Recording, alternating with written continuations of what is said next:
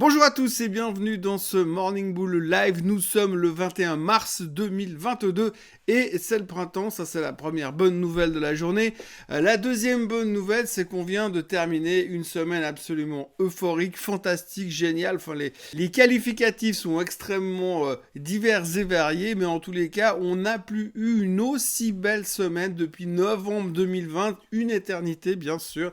Donc, grosse semaine à la hausse. Pourtant, c'était pas gagné d'avance, hein, entre la guerre, le pétrole, l'inflation, les taux, la nouvelle hausse des taux de la Fed. Mais non, mais visiblement, tout ce qu'on nous a balancé durant cette semaine aura fait que mettre de l'huile sur le feu de la hausse, puisque le marché cartonne et vraiment de manière assez spectaculaire, surtout aux États-Unis. On le verra tout à l'heure sur les charts que globalement, eh bien, tout a cassé à la hausse, c'est-à-dire que toutes ces tendances descendantes qu'on avait aux États-Unis ont été cassées à la hausse et du coup, on est ouvert pour rebondir plus loin. Alors, quid de la suite? On en parle tout de suite.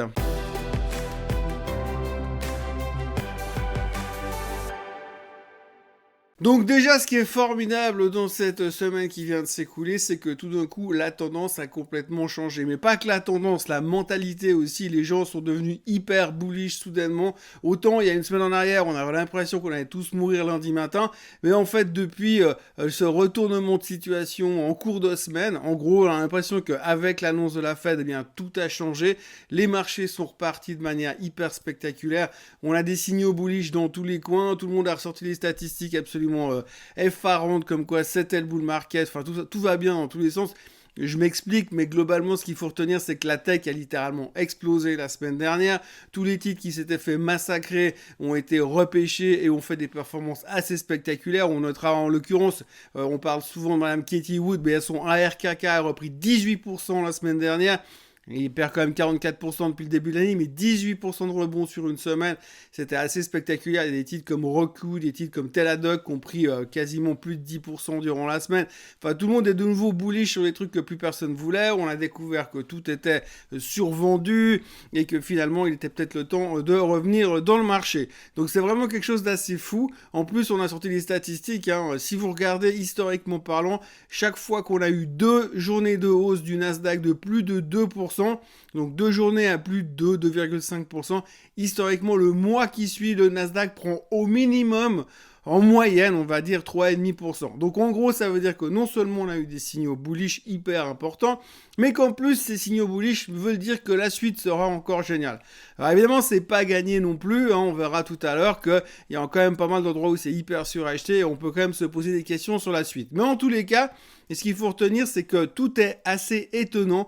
Quand vous regardez la presse de ce week-end, quand vous lisez les news, vous avez juste l'impression qu'on n'est pas tout à fait dans le même monde que la semaine dernière au même moment. Donc c'est assez fou de voir cet état de bullishness général où tout d'un coup il n'y a plus de questions qui se posent. Ce matin je suis tombé au moins sur 3 ou 4 articles où on dit qu'est-ce qu'il faut acheter pour jouer le rebond, qu'est-ce qu'il faut quoi, est-ce que c'est le bon moment, quelles sont la bonne liste de titres à reprendre, quels sont les titres de la tech qu'il faut acheter. Donc ça déjà tout le monde est bullish, hein. Il n'y a que des nouvelles bullish quasiment de ce côté-là du niveau de la presse américaine. Vous lisez le Wall Street, le Barron's, Market Watch, CNBC, tout le monde est bull, tout le monde pense que c'est reparti, il faut juste trouver les bons titres pour jouer la hausse. C'est aussi étonnant de voir combien la guerre n'intéresse plus personne, en tout cas au niveau des marchés financiers. Depuis 2-3 jours, on va dire qu'on voit très peu de nouvelles dans les journaux. Et la guerre, c'est comme si on s'en occupait plus. Ou alors, simplement, on a intégré le fait qu'il y avait une guerre en Europe. Et puis, comme elle a l'air d'être plus ou moins contenue dans la région de l'Ukraine, eh bien, les gens, ils ont complètement digéré la chose au niveau des marchés financiers, bien sûr.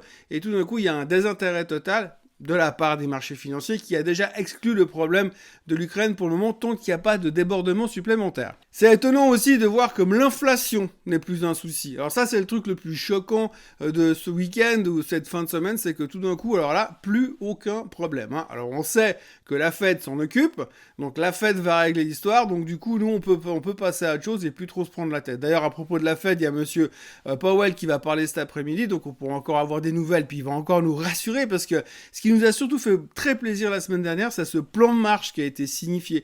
On nous a expliqué ce qu'ils allaient faire, pendant combien de temps, et qu'est-ce qui allait se passer. Et ce qu'on n'aime pas dans les marchés financiers, c'est l'incertitude. Et quand vous avez le patron de la Fed qui vient vous expliquer qu'il va monter les taux là, et puis ici, puis ensuite là, et puis encore 4 fois l'année prochaine, et puis comme ça on sera à 3% fin 2023, on a une visibilité tellement claire de l'avenir, on sait exactement ce qui va se passer, que les marchés sont rassurés. Donc, je rappelle encore une fois qu'il y a 3 semaines en arrière, Powell, il savait même pas ce qui allait se passer sur l'inflation, il était complètement à la rue, mais là, c'est bon, ils ont trouvé la solution, et ça rassure les marchés. Il en a aucune idée, monsieur Powell, hein. Il va à tâtons comme tout le monde, mais comme il nous a livré quelque chose de bien packagé en montrant exactement où on va, eh bien, ça rassure les marchés financiers, c'est ce qu'on a vécu la semaine dernière, mais c'est quand même surprenant. Puis alors, pour terminer, eh bien, là aussi, c'est étonnant de voir que le Covid n'intéresse plus personne. Alors, on en a vaguement parlé la semaine passée. Alors, juste pour information, c'est toujours le bordel en Chine. Ils ont annoncé ce matin qu'ils allaient quand même fermer un des Disneyland de là-bas. Donc, ça veut dire qu'à cause du Covid, les parcs d'attractions recommencent à fermer là-bas en Asie. Monsieur Fauci passe à la télé, il est assez tranquille, hein. Lui, il maîtrise la situation. Maintenant, il pense même pas qu'il y aura une vague supplémentaire parce que tout est sous contrôle. Il pourrait y avoir un uptick un petit peu sur les nouveaux cas, mais globalement très serein. Donc, énorme sérénité au niveau du Covid. On n'en parle plus, tout le monde s'en fout. Donc ça, c'est classé depuis un bon moment. Donc, c'est plutôt intéressant. La seule chose qui intéresse les gens aujourd'hui, c'est de savoir s'il y aura une 4e dose. Est-ce qu'elle sera élargie à tout le monde? Est-ce que ça va bénéficier à Moderna et à Pfizer? Mais autrement, on ne parle plus du Covid. Et puis alors, dans les nouvelles, et pour voir à quel niveau on en est au niveau des priorités, eh bien, on a appris que les dirigeants européens ont signé une pétition. 35 leaders européens ont signé une pétition pour demander que M. Zelensky soit nommé dans les prix Nobel de la paix cette année comme candidat au prix Nobel de la paix. Mais le seul problème qu'il y a, en fait, c'est que les candidatures se terminent au 31 janvier 2022. Donc, se sont terminées le 31 janvier 2022. Donc là, ils ont signé une pétition pour qu'on puisse quand même faire participer M. Zelensky au concours de prix Nobel de la paix, qui va évidemment gagner s'il était sélectionné. Donc, on voit où sont les priorités des leaders européens. Donc, il y a une guerre en Ukraine, massive.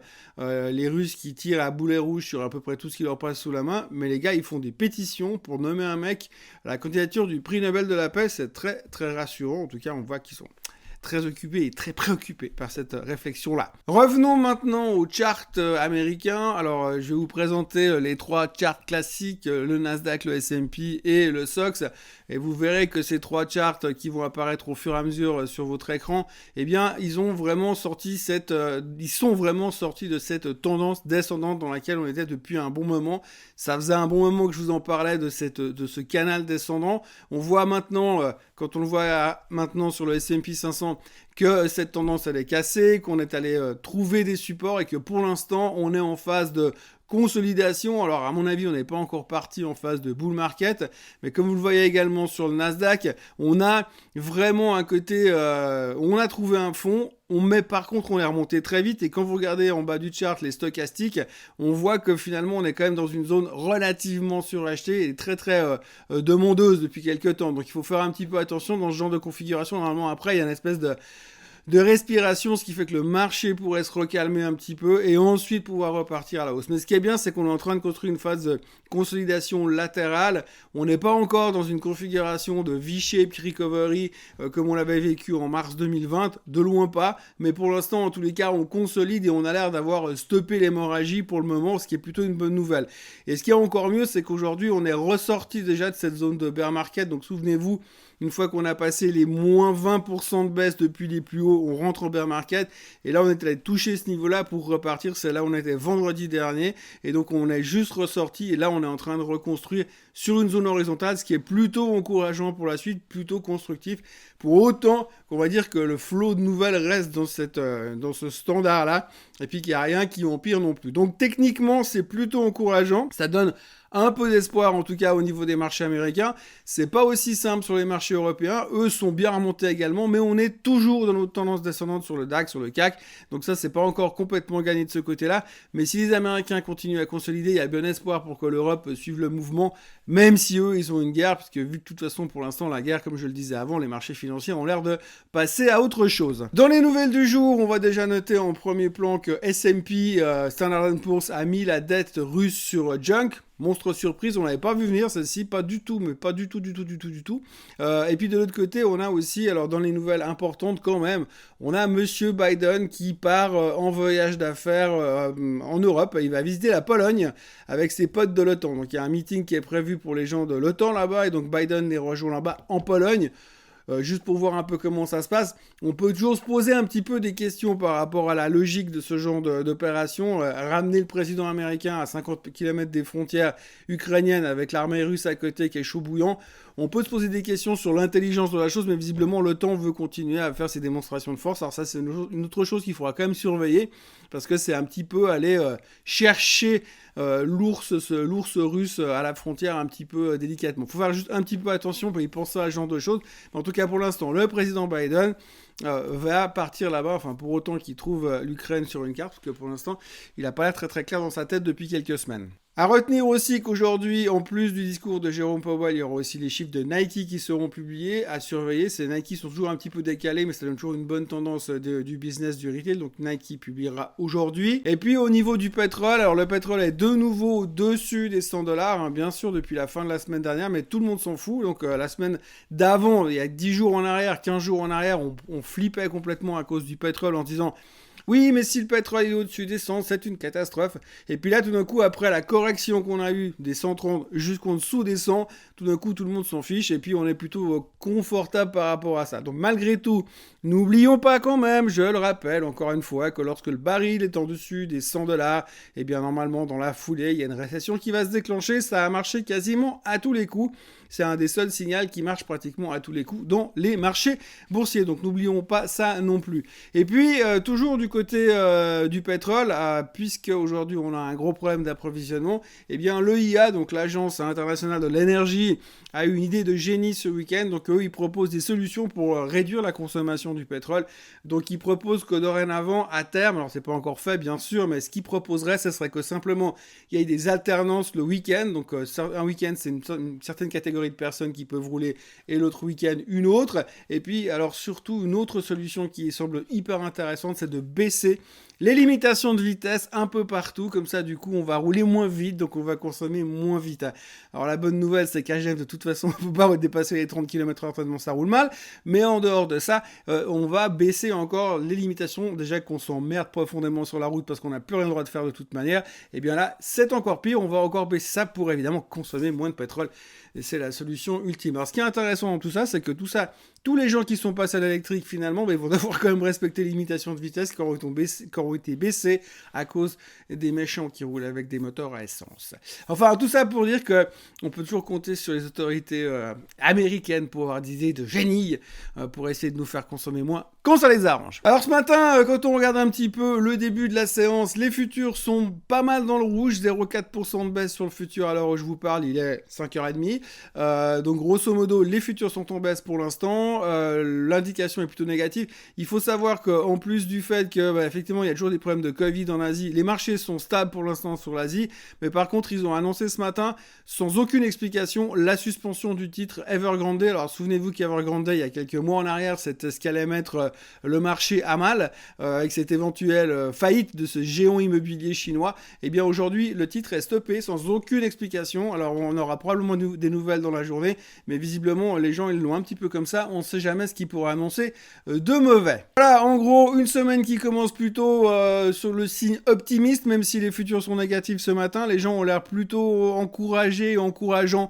par rapport à la suite des événements. Il faudra faire attention parce que, comme je vous l'ai dit, on a quand même pas mal suracheté. On est beaucoup monté la semaine dernière. Quand on regarde les trades qui sont les plus occupés, les gens traitent beaucoup le pétrole et beaucoup les commodities. Tout le monde est en train de se mettre long baril et long commodities, matières premières, en pensant que ça va monter pour toujours et toujours et toujours. Donc du coup, il y a beaucoup de gens là-dessus. Il faudra faire attention à un éventuel pullback de ce côté-là aussi. On peut aussi éventuellement avoir des replis ces prochains jours parce que les indices sont beaucoup montés. Et il faut aussi prendre un petit peu des respirations entre deux.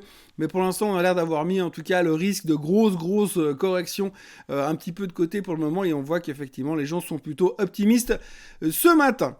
Moi, de mon côté, je vous encourage à vous abonner à la chaîne Suisse Côte Suisse, comme d'habitude, à liker cette vidéo, et puis à revenir demain matin, parce que oui, je serai encore là demain matin, évidemment. Très bonne journée à tous, et à demain. Bye bye.